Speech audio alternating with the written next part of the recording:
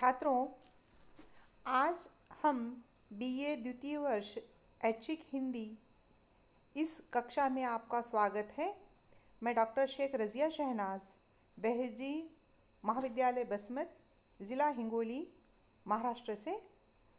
आज हम हमारे द्वितीय वर्ष ऐच्छिक पेपर निबंध तथा कथेतर गद्य के अंतर्गत जीवन में साहित्य का स्थान ये निबंध देखने जा रहे हैं। इस निबंध के निबंधकार लेखक प्रेमचंद जी है, मुंशी प्रेमचंद। तो सबसे पहले हम मुंशी प्रेमचंद जी का परिचय हम यहाँ पर देखने वाले हैं। संक्षिप्त में उनका परिचय देखते हुए इस निबंध पर उनके मौलिक विचार हम यहाँ देखने वाले हैं। तो प्रेमचंद जी का परिचय हम यहाँ पर उनके व्यक्तित्व और कृतित्व के रूप में देख रहे हैं।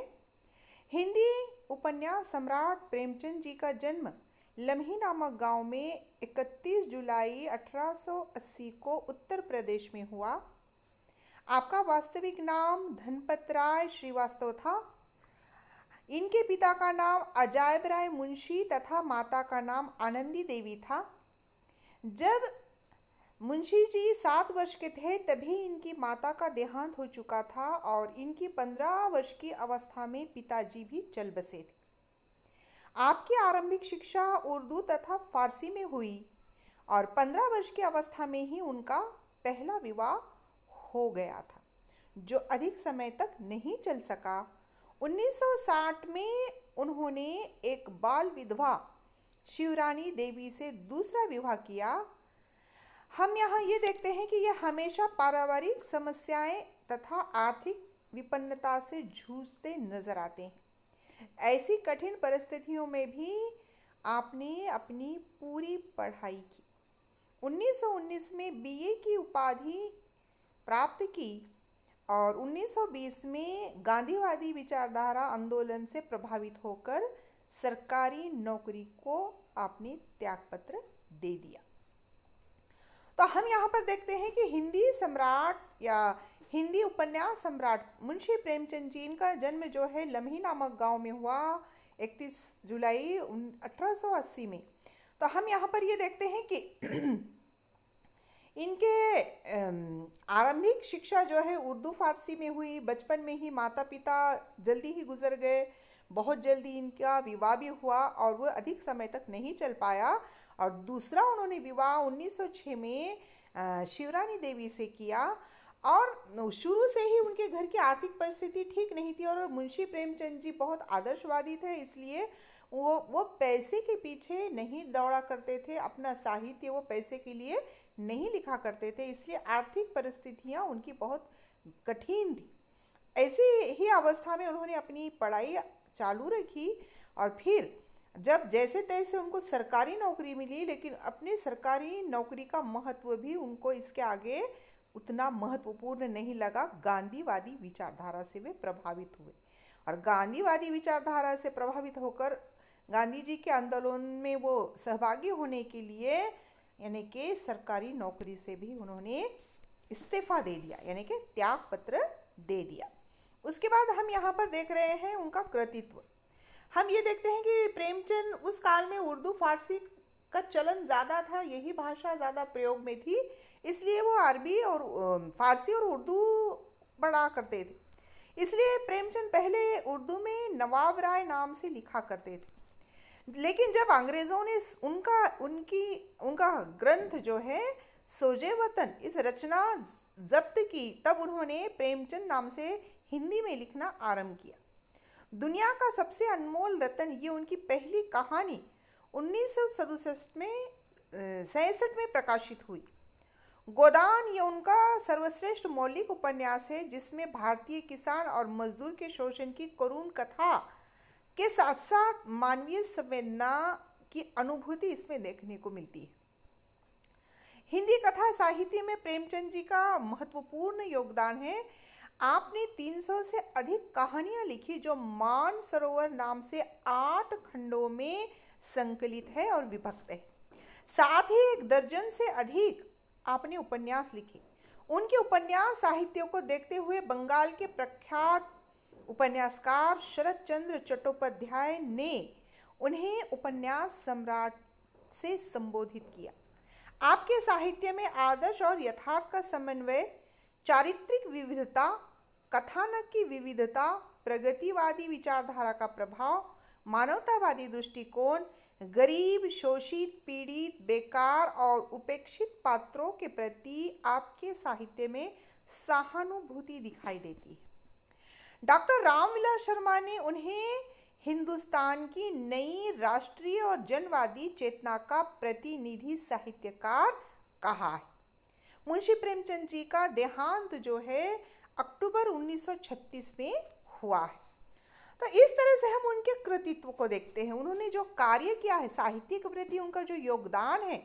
प्रेमचंद पहले उर्दू में लिखा करते थे, लेकिन उनकी रचना सोजे वतन अंग्रेजों ने, जो कि देश प्रेम पर आधारित थी, कि देश प्रेम उस पर देखने को मिलता है, तो अंग्रेजों ने उस रचना को जब्त कर लिया। तब उन्होंने अपना नाम बदल दिया और फिर वहाँ पर मुंशी प्रेमचंद से वो हिंदी में लिखना वे आरंभ करते हैं। और दुनिया का सबसे अनमोल रतन ये उनकी पहली कहानी है। और उनका लिखा गोदान उपन्यास, ये उपन्यास जो है विश्व प्रसिद्ध है। भारत में ही प्रसिद्ध नहीं, विश्व प्रसिद्ध है। अनेक अलग अलग भाषाओं में इसको अनुवादित किया गया है, क्योंकि इसमें मुंशी प्रेमचंद जी ने भारतीय किसान और मजदूर, उनका शोषण किस तरह से होता है, तो उसकी करुण गाथा इसमें देखने को मिलती है। साथ ही मानवीय संवेदना इसमें देखने को मिलती है। हिंदी साहित्य, कथा साहित्य में प्रेमचंद जी का इतना महत्वपूर्ण योगदान है कि इन्होंने 300 से अधिक कहानियां लिखी, जो ये मानसरोवर नाम से संकलित है। और हम देखते हैं कि इनके साहित्य सेवा को देखते हुए और उपन्यास को, साहित्य को देखते हुए बंगाल के बहुत प्रसिद्ध उपन्यासकार शरद चंद्र चट्टोपाध्याय जी ने ये उपन्यास सम्राट, ये नाम, ये पद उनको दे दिया। इसलिए आज जब भी मुंशी प्रेमचंद जी का नाम लिया जाता है तो सबसे पहले उपन्यास सम्राट ऐसा नाम, ऐसा कहा जाता है, ऐसा बोला जाता है, क्योंकि ये उपन्यास सम्राट साहित्यकार है। तो इनके बारे में हम यहाँ पर इनका व्यक्तित्व, कृतित्व के अंतर्गत हमने उनको एक आदर्शवादी लेखक के रूप में हमने देखा है।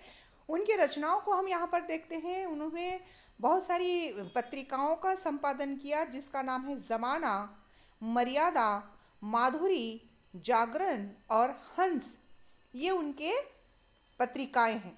उसके बाद उन्होंने रचित प्रसिद्ध कहानियाँ जो बहुत चर्चित है, 300 से अधिक कहानियाँ हैं, लेकिन जो अधिक चर्चित हुई है, प्रसिद्ध हुई है, उनमें कफन है, पूस की रात है, बड़े घर की बेटी है, ठाकुर का कुआं है, सदगति है, सुजान भगत है, ईदगाह है, ये इनकी चर्चित कहानियां हैं। उपन्यास हम यहाँ पर देखते हैं सेवा सदन 1922, प्रेमाश्रम 1922, रंगभूमि 1922, रंगभूमि 1924, कायाकल्प 1926, गबन 1930, कर्मभूमि 1932, निर्मला, प्रतीक्षा, गोदान 1936 और वरदान और मंगलसूत्र, ये उनके उपन्यास अपूर्ण माने जाते हैं। तो इस तरह से हम यहाँ पर मुंशी प्रेमचंद जी का परिचय देख रहे थे। उसके बाद उनके द्वारा लिखा हुआ मौलिक निबंध, जिसका शीर्षक है जीवन में साहित्य का स्थान। तो जीवन में साहित्य का स्थान, ये शीर्षक को हम सबसे पहले जानने की कोशिश करते हैं कि साहित्य कितना महत्वपूर्ण होता है। और साहित्य और जीवन ये एक दूसरे के पूरक हो जाते हैं, क्योंकि जीवन में साहित्य का स्थान अत्यंत ही महत्वपूर्ण है। और साहित्य भी जो है मानव जीवन के बिना वो बन नहीं पाता, गढ़ नहीं पाता, रच नहीं पाता। इसी बात को समझाते हुए अपने विचार लेखक ने यहाँ प्रस्तुत किए हैं। तो प्रस्तुत निबंध में मुंशी प्रेमचंद जी जो है ये जीवन का साहित्य में कितना महत्वपूर्ण स्थान रहता है, ये बताते हुए अपने मौलिक विचार उन्होंने यहाँ पर प्रस्तुत किए हैं। मुंशी प्रेमचंद जी यहाँ पर ये कहते हैं कि उन्होंने ये भी कहा है कि साहित्य जो है साहित्य जो है जीवन का दर्पण है, समाज का दर्पण। तो साहित्य जो है समाज का दर्पण है, ये तो उन्होंने कहा ही है। और उन्होंने यहाँ पर ये बताया है कि मनुष्य जीवन में या फिर जन जीवन से ही समाज बनता है, क्योंकि मनुष्य के जीवन और साहित्य का एक महत्वपूर्ण संबंध है, वो है जन के जीवन पर आधारित ही साहित्य होता है। यानी कि लेखक का कहने का तात्पर्य यहाँ पर यह है कि साहित्य मनुष्य के जीवन में कितना महत्वपूर्ण है। हमारे परिवेश में आसपास जो भी घटित होता है उससे ही साहित्य लिखा जाता है, और साहित्य पढ़कर ही हम अपने जीवन में उसका आकलन करके उससे बोध लेकर हम अपने जीवन में सुधार ला सकते हैं। तो यहाँ पर कुछ ऐसे महत्वपूर्ण विचार उन्होंने यहाँ पर उदाहरण के रूप में दिए हैं कि जैसे कि वो कहते हैं कि साहित्य का आधार ही जीवन है और जीवन का उद्देश्य आनंद की प्राप्ति है। तो यहाँ पर लेखक कहते हैं कि साहित्य का आधार ही जीवन, क्योंकि साहित्य समाज का दर्पण है, ये प्रेमचंद जी ने ही कहा था। इसलिए साहित्य का आधार क्या होता है? मानव या जन जीवन। तो यानी कि मनुष्य का जो सामान्य जीवन है, जन्म से लेकर मरण तक का जो जीवन होता है, उसके जीवन में जो घटनाएं घटित होती है, उसी घटनाओं में से लेकर सीख लेने वाली घटनाओं को हम कथानक के माध्यम से, साहित्य के माध्यम से, कविता के माध्यम से लोगों तक पहुंचाने की कोशिश करते हैं। इसलिए यानी कि लेखक यहाँ पर कहते हैं कि साहित्य जो है ये जीवन का उद्देश्य जो है आनंद की प्राप्ति है, कि साहित्य जब हम अपने जीवन में लाते हैं उससे आनंद की प्राप्ति होती है। आनंद दो प्रकार के होते हैं, कृत्रिम आनंद होता है और आत्मिक आनंद होता है। तो कृत्रिम आनंद जो है ये भौतिक सुखों से होता है, गाड़ी है, बंगला है, श्रीमंती है, वैभव है, ऐश्वर्य है, इन सब सुखों से ये आनंद कृत्रिम है। लेकिन जो आत्मिक आनंद होता है, हमारी आत्मा को तृप्ति मिलती है, आत्मा को समाधान मिलता है, उसको क्या कहा जाता है? आत्मिक आनंद, सच्चिदानंद आनंद भी कहा जाता है। तो ये आनंद केवल हम साहित्य पढ़कर ही ये आनंद उठा सकते हैं। साहित्य के माध्यम से जो हमारे आत्मा को सुख मिलता है, आत्मा को आनंद की प्राप्ति होती है, वो केवल और केवल सिर्फ और सिर्फ साहित्य से मिलती है। तो हम देखते हैं कि यहाँ लेखक ये कहते हैं कि मनुष्य आनंद या सुख की प्राप्ति के लिए क्या नहीं करता, यानी कि धोखाधड़ी, झूठ, फरेब, आडंबर रचता है, भ्रष्टाचार करता है, या फिर हर तरह की कठिन मेहनत भी करता है पैसा कमाने के लिए, सुख प्राप्ति के लिए, लेकिन वो आत्मिक सुख प्राप्त नहीं कर सकता। लेकिन एक बार कोई अच्छी कहानी, कोई एक कविता, एक कथानक या कोई रचना हम सुकून से पढ़ लेते हैं तो हमारे आत्मा तृप्त हो जाती है। साहित्य आनंद की यानी कि वहाँ पर बात ही कुछ और है। जो भौतिक सुखों से वो बहुत ऊंचा है, भौतिक सुखों से वो बहुत पवित्र है। जैसे कि हम देखते हैं कि हर कुछ नेक काम करते हैं, कुछ काम करते हैं, तो उससे हमके मन को यानी कि आत्मा को यानी कि तृप्ति प्राप्त नहीं होती। लेकिन हम थोड़ी से श्रद्धा भाव से नतमस्तक होते हैं भगवान के प्रति, तो हमारे मन में आत्मिक तृप्ति कुछ अलग ही होती है। वैसे ही साहित्य पढ़ने के बाद जो सच्चिदानंद की प्राप्ति होती है, वो सभी भौतिक सुखों से परे होता है, भौतिक सुखों से वो ऊंचा होता है। तो लेखक यहाँ पर ये बताते हैं कि किस तरह से हम आनंद की सुख ले सकते हैं। जैसे कि यहाँ पर लेखक ने निबंध में बहुत सारे उदाहरण दिए कि हम देखते हैं कि राम जो है झूठे बेर शबरी के खाते हैं, उनको वहाँ पर अपनी भक्त शबरी के झूठे बेर खाने में जो सुख की प्राप्ति होती है, वो सुख जो है आत्मिक है। हम यहाँ पर फिर देखते हैं कि लेखक ने कहा है कि कृष्ण भगवान जो है विदुर के शाक को वहाँ पर अलग अलग व्यंजनों को यानी कि कुछ नहीं, चावल के दाने होते हैं, लेकिन उसको अलग अलग प्रकार के विविध व्यंजन मानकर उसका स्वाद लेते हमको दिखाई देते हैं।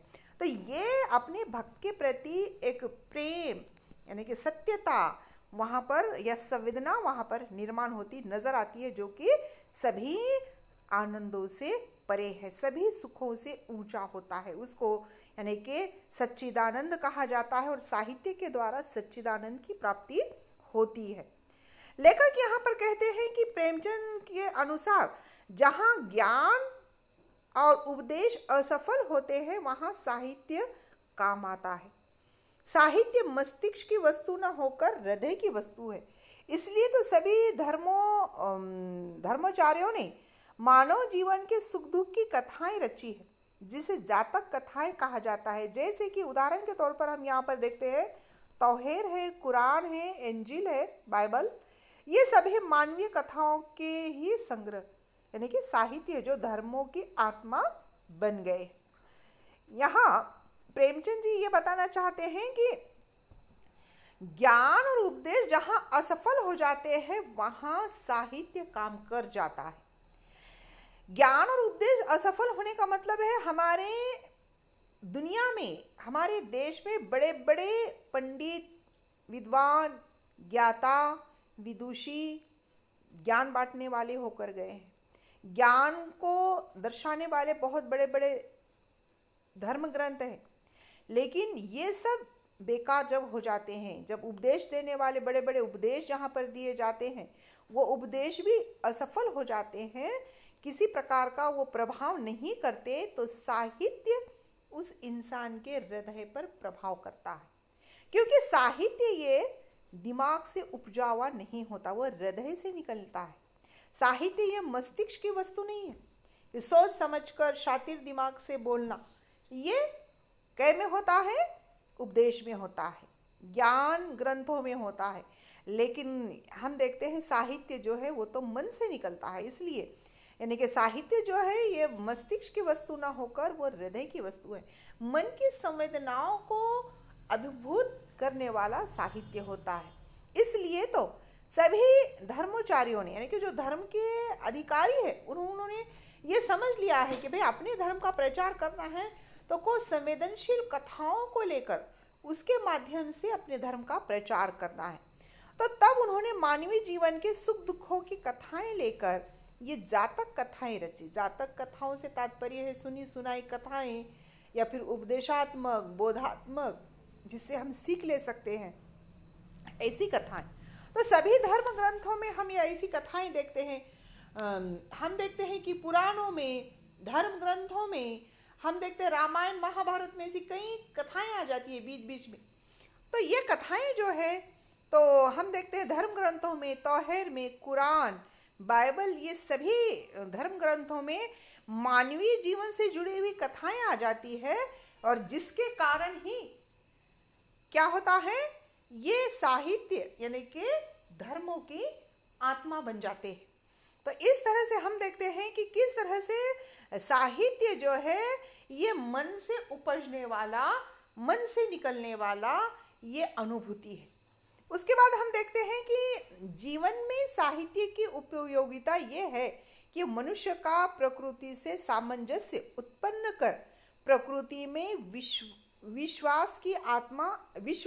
की आत्मा का दर्शन कराता है। तो हम यहाँ पर देखते हैं कि साहित्य जो है ये सत्य से जुड़ा हुआ है। सत्यम शिवम सुंदरम यानी कि सत्य ही शिव है और शिव ही सुंदर है। और सत्यम शिवम सुंदरम इसकी उपमा हम प्रकृति में ही देखते हैं। तो प्रकृति से ही निर्मित हुआ मनुष्य प्राणी है। तो हम देखते हैं जब मनुष्य का प्रकृति से सामंजस्य होता है, तादात्म्य होता है, एकाकार होता है, तो अपने आप आत्मा के दर्शन यहाँ पर होते हैं। यानी कि यहाँ पर हम देखते हैं कि पूरी तरह से मनुष्य निश्चल होकर, पूरी तरह से कपट या ईर्ष्या, द्वेष, ये भावनाओं से मुक्त होकर पूरी तरह से सात्विक भाव से वो एक देव मानव बन जाता है। क्योंकि हर इंसान में देवता बसता है। कि हर इंसान बुरा नहीं होता, सभी इंसान अच्छे होते हैं, लेकिन कुछ अपने कर्मों के कारण, अपने कार्यों के कारण वो बुरे दिखाई देते हैं। तो इसलिए हम यहाँ पर देखते हैं कि साहित्य से यानी कि हम बुरे इंसान में कुछ अच्छाइयाँ लाने की कोशिश करते हैं। कुछ ऐसी बोध कथाएं होती है, कुछ कथाओं की सीख ऐसी होती है कि हमारे मन मस्तिष्क पर उसका ऐसा प्रभाव पड़ता है कि राक्षस भी क्या बन जाता है, एक देवता बन जाता है। या फिर हम देखते हैं कि कुछ ऐसे घटनाएं हो जाती है कि एक अच्छा इंसान, सज्जन इंसान यानी कि बुरा व्यक्ति बन जाता है। लेकिन कथा के माध्यम से उसका हृदय परिवर्तन हो सकता है। साहित्य के माध्यम से उसका हृदय परिवर्तन हो सकता है। लेखक के अनुसार सच्चा साहित्य कभी पुराना नहीं होता, वो हमेशा नया बना रहता है, प्रासंगिक रहता है। इसलिए तो आज भी रामायण और महाभारत उतने ही प्रासंगिक लगते हैं। अगर वाल्मीकि राम को नहीं गढ़ते तो राम आज भगवान ना होते और ना ही सीता होती। जन जन को राम और सीता के महत्व का पता ही नहीं होता, क्योंकि साहित्य हमेशा हमारी संस्कृति और इतिहास का प्रतिबिंब होता है। देश काल को साहित्य ही प्रतिबिंब कर सकता है।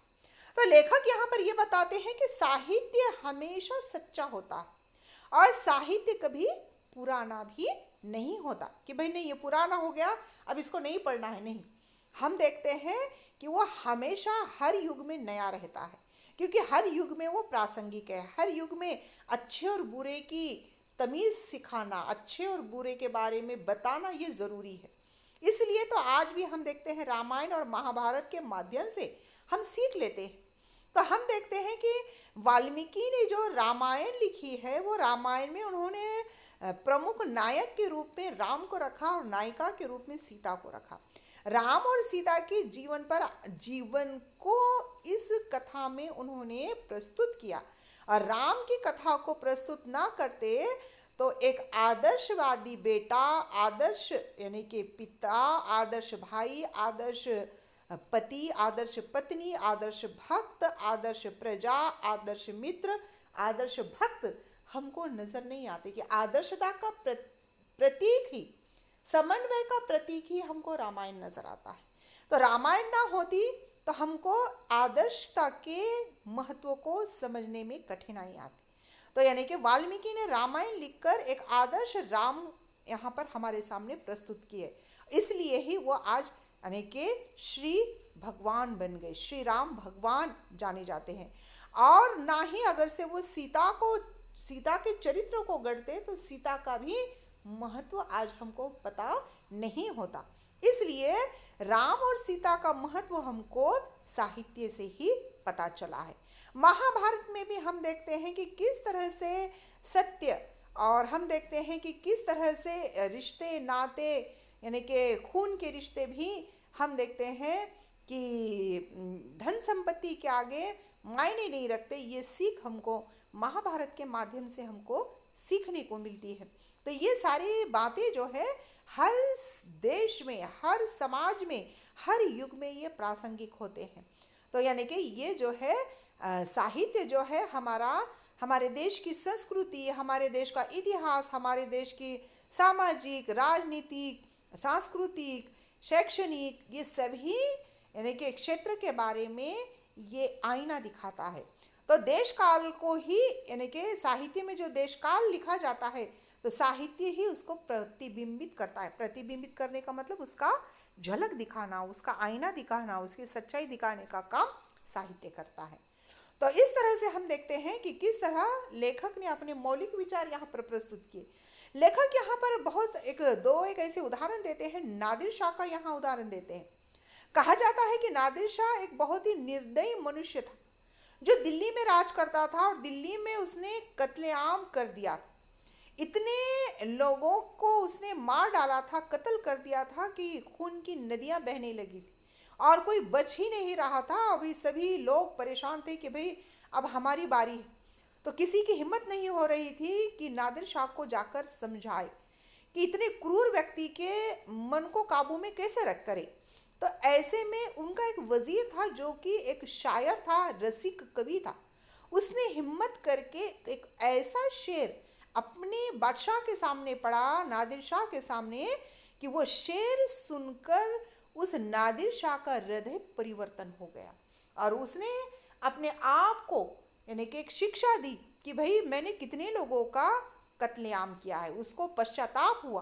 तो जो निर्दयी कठोरता की मिसाल थी वो पसीज गया, वो प्रभावित हो गया, वो द्रवित हो गया सिर्फ 2 पंक्तियां शेर की सुनकर। तो ये साहित्य ही कि उसके हृदय को परिवर्तन करने वाला। नेपोलियन का भी यहाँ पर लेखक उदाहरण देते हैं कि कठोर मन का नेपोलियन, उसके मन में भी मनुष्य के लिए मानवीय संवेदना जागी, मनुष्य के लिए उसकी आंखों में आंसू छलक आए। ये घटना कुछ ऐसी है कि उसने देखा कि एक बड़े समुद्र, विशाल समुद्र में एक मामूली सी छप्पर की नौका बनाकर एक फ्रांसीसी मल्लाह, मल्लाह यानी कि नाविक, नौका से वो समुद्र पार करने की हिम्मत कर रहा है। तो जब नेपोलियन ने पूछा कि ये फ्रांसीसी नाविक जो है मामूली सी एक यानी कि छप्पर की नौका से ये समुद्र कैसे पार कर सक रहा है, क्यों कर रहा है, इतनी हिम्मत समुद्र पार करने की क्यों कर रहा है, तो किसी ने बताया कि वो अपने माँ से मिलने जा रहा है। तो माँ से मिलने की जो तड़प है, वो तड़प यहाँ पर नेपोलियन ने महसूस की और उसको तब एहसास हुआ कि माँ कितनी महत्वपूर्ण है, मानवीय रिश्ते कितने महत्वपूर्ण हैं कि इंसान अपनी जान को दांव पर लगाकर मामूली छप्पर की नाव से उस समुद्र पार करके अपने माँ से मिलने जा रहा है। तो उसने तुरंत उस अपने सिपाही को आदेश दिया कि उसको एक अच्छी नाव दी जाए और सैनिक ये नाव देकर उसको उस नाव में बैठाकर उसके माँ से मिलने के लिए उसको भेज दिया। तो यहाँ उसके उस समय जब सुनी ये घटना उसने, तो उसके आंखों से आंसू छलक आए।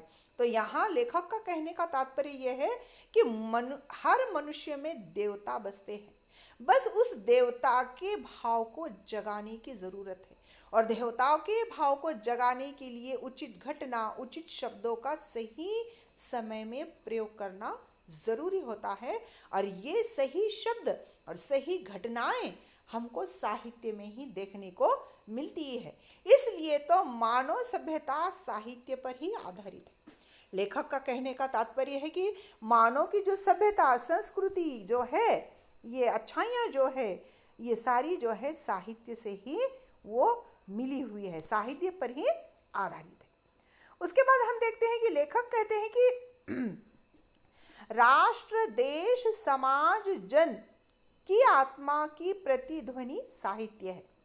भारतीय साहित्य का आदर्श त्याग और उत्सर्ग है, जो मनुष्य को भ्रष्ट और विध्वंसक होने से रोककर सामाजिक अधपतन पर प्रतिरोध निर्माण कर सकता है। इसलिए प्रेमचंद ये चाहते हैं कि युवा लेखक, युवा कवि या नए साहित्यकारों को आत्मसंयमी और आदर्शवादी होना चाहिए, जैसे कि वाल्मीकि, व्यास, सूर, तुलसी और कबीर की तरह तपस्वी होना चाहिए, ताकि वे लोक मंगलकारी अमर साहित्य का सृजन कर सके। आज के युवा साहित्यकारों को ये संदेश देते हैं, क्योंकि आज का साहित्य यानी कि राष्ट्र का उत्थान और राष्ट्र के उत्थान के लिए होता है। हमें साहित्य से भी उत्पन्न करने हैं सच्चे तपस्वी, सच्चे आत्मज्ञानी निर्माण करना है। तो लेखक का कहने का अंतिम, ये निबंध के अंत में लेखक कहते हैं कि हमारा राष्ट्र, देश, समाज, जन, इन सब की आत्मा की प्रतिध्वनि क्या है? साहित्य है। साहित्य पर ही ये सब टिका हुआ है। और भारतीय साहित्य, हमारा भारतीय साहित्य जब देखते हैं तो ये आदर्शता का प्रतीक, क्योंकि इसमें त्याग है, बलिदान है, उत्सर्ग है, सृष्टि के यानी कि निर्माण है।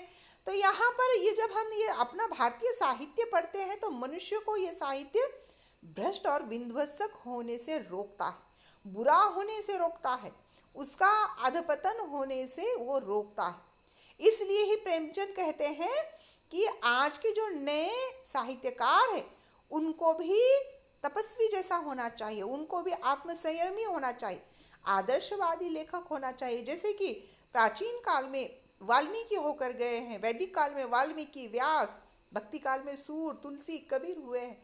ये सभी तपस्वी थे, संयमी थे, आदर्शवादी थे, ताकि इनके साहित्य का उद्देश्य था लोक मंगल का, मंगल की भावना। हम देखते हैं कि स्वतः सुखाई के लिए नहीं, सर्व सुखाई के लिए साहित्य लिखा जाता है। और ऐसे ही जब लोक मंगल कामनाओं को लेकर, जैसे कि रामायण जो है लोक मंगल की भावनाओं को लेकर लिखा गया है, तो ऐसे ही साहित्य अमर बनते हैं। तो आज के साहित्यकारों के लिए लेखक यहाँ पर ये कहते हैं कि साहित्य का उत्थान ही राष्ट्र का उत्थान है।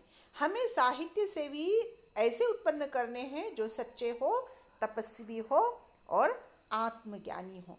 तो पूरे निबंध के अंतर्गत लेखक ने यह बताने की कोशिश की है कि मनुष्य के जीवन में साहित्य का स्थान कितना महत्वपूर्ण है।